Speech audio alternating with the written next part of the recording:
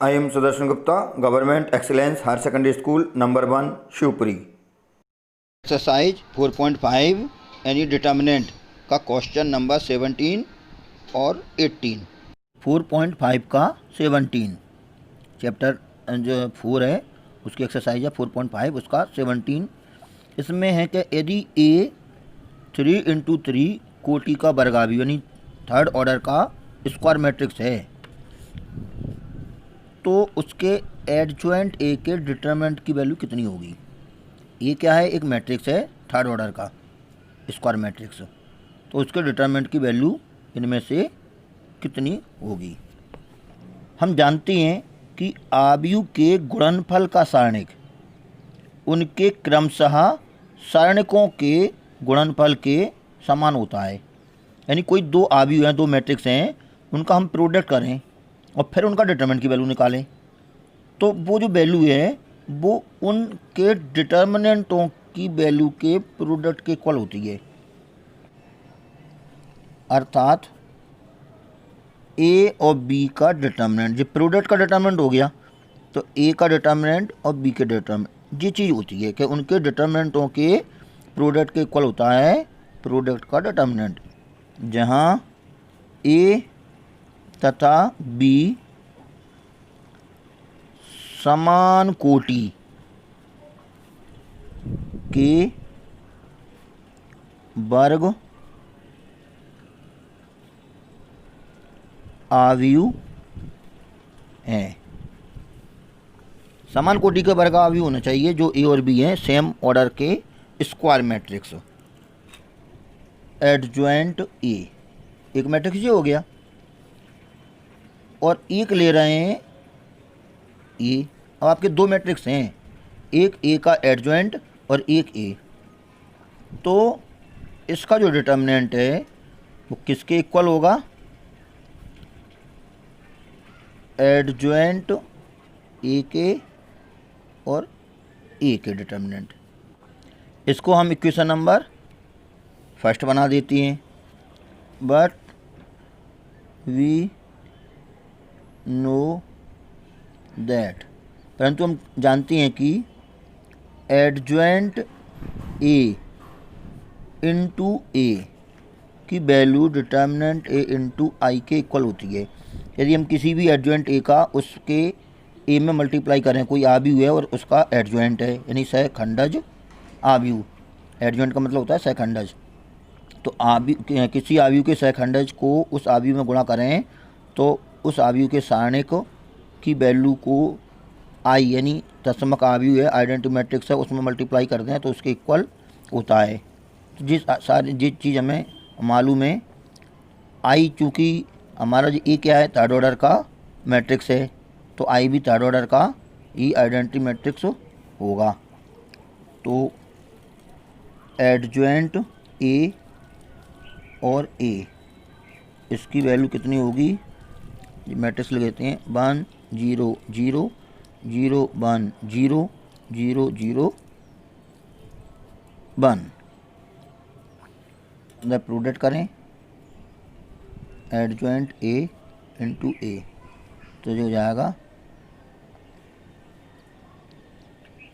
इसका मल्टीप्लाई इधर हो जाएगा 0 0 0 determinant A 0 0 0 determinant A.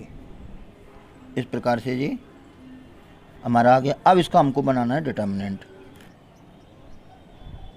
Adjoint A into ए, ये इसका डिटर्मिनेंट है, तो इसका हम डिटर्मिनेंट बनाएं। ए का डिटर्मिनेंट 0 0 0 डिटर्मिनेंट ए 0 0 0 डिटर्मिनेंट ए। देखो इधर मैट्रिक्स में मल्टीप्लाई करते थे तो मैट्रिक्स में किसी का मल्टीप्लाई करेंगे तो सारे एलिमेंटों में एक साथ मल्टीप्लाई करना पड़ता है, तो इसका सब में मल्टीप्लाई किया तो ये आ गया। लेकिन जब इसका हमने डिटर्मिनेंट बना दिया तो डिटर्मिनेंट में से कॉमन या मल्टीप्लाई करती हैं तो किसी एक रो या एक कॉलम में ही हमें करना पड़ता है। तो इसके C1 में से यानी पहले कॉलम में से डिटर्मिनेंट कॉमन आ गया, इसमें से भी कॉमन आ गया, इसमें से यानी तीनों में से एक एक डिटर्मिनेंट कॉमन आ गई, तो डिटर्मिनेंट ए की पावर 3 बाहर आ जाएगा। यानी जितने ऑर्डर का मैट्रिक्स है उतनी की पावर बाहर आ जाता है।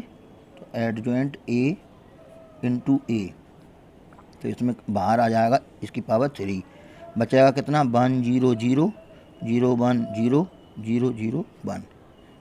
ये हमारे डिटर्मिनेंट, इसकी वैल्यू इक्वेशन नंबर फर्स्ट से कितनी है, एडजॉइंट ए इंटू ए, क्योंकि दो के प्रोडक्ट का डिटर्मिनेंट उनके अलग अलग के इक्वल होता है।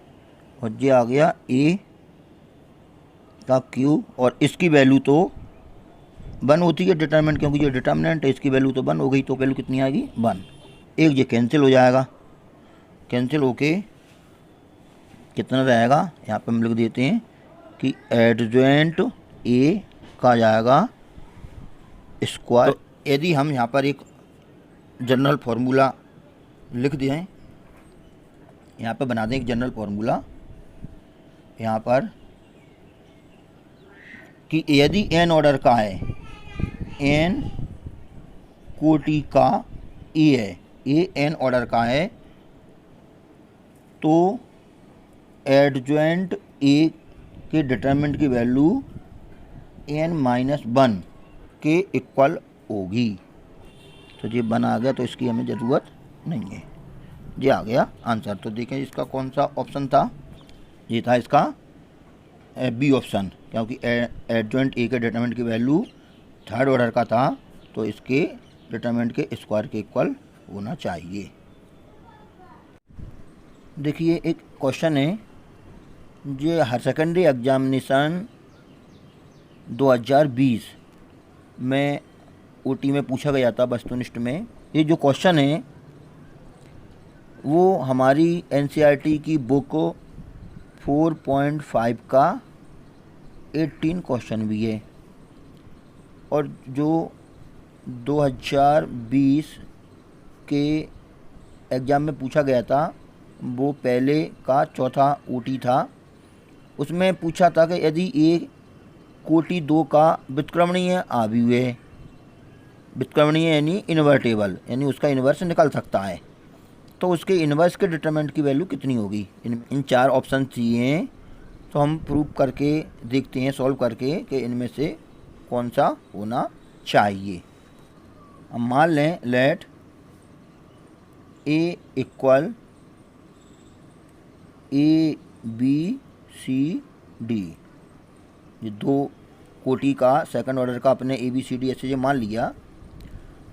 तो हम क्या करें कि इसका पहले इसके डिटरमिनेंट की वैल्यू इसको अपन ऐसे भी लिखते हैं, क्योंकि क्वेश्चन में ऐसा लिखा है, और ये एक ही बात है, क्योंकि इसके डिटरमिनेंट की वैल्यू हमें निकालना है। तो ए बी सी डी ये आपका डिटरमिनेंट हो जाएगा, और A D minus B C ये इसके डिटरमिनेंट की वैल्यू हो जाएगी। अब इसका एडजॉइंट निकालना पड़ेगा, क्योंकि ए इनवर्स का फॉर्मूला होता है एडजॉइंट ए अपॉन डिटर्मिनेंट ए।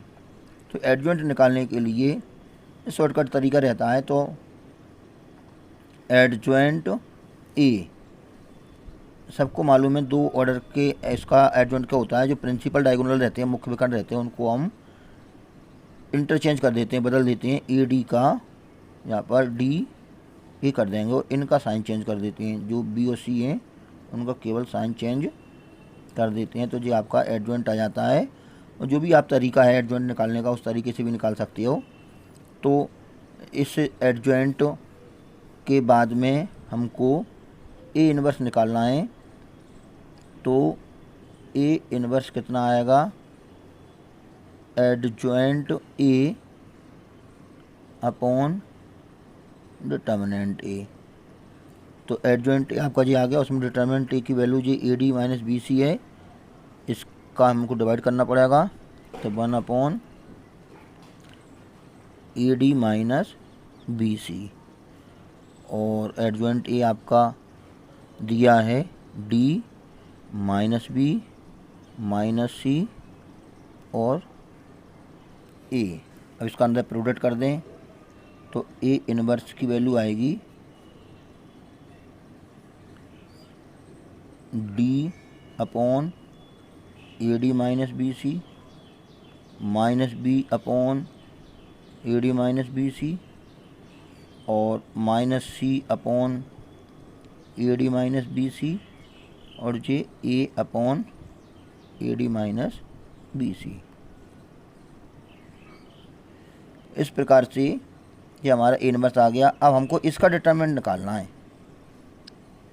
यानी ऐसा, जिसको अपन डिटरमिनेंट ए इनवर्स भी लिख सकते हैं। तो इसका डिटरमिनेंट की वैल्यू बनाएंगे तो कितना हो जाएगा, D upon A D minus B C minus B upon A D minus B C, ऐसे ही minus C upon A D minus B C और इधर A upon A D minus B C. ये डिटरमिनेंट आ गया। क्योंकि ये determinant की value है तो इसमें से जो C1 है, C1 में से 1 upon A D minus B C common आ गया और C2 में से भी 1 upon A D minus B C common आ गया।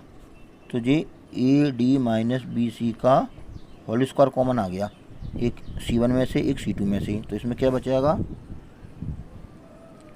डी माइनस सी माइनस बी और ए।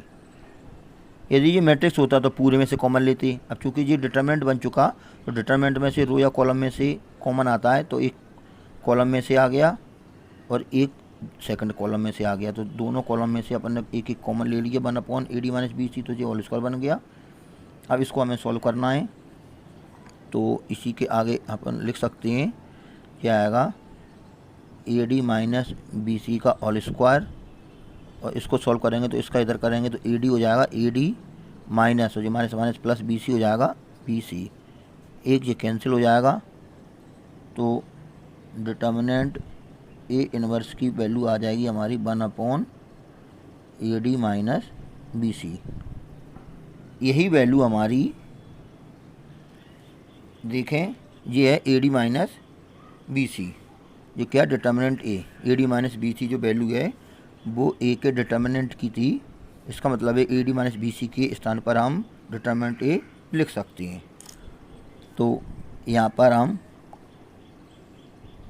जो हो जाएगा determinant A inverse equal 1 upon determinant A. इस प्रकार से ये हमारी वैल्यू आ जाती है कि ए इनवर्स का डिटर्मिनेंट 1 अपॉन डिटर्मिनेंट ए के इक्वल होगा। तो अब इसमें देखें कि कौन सा ऑप्शन है। तो ये पूछा था कि ए इनवर्स का डिटर्मिनेंट 1 अपॉन डिटर्मिनेंट ए के इक्वल होता है, यानी इसका ऑप्शन आंसर इसका होगा बी।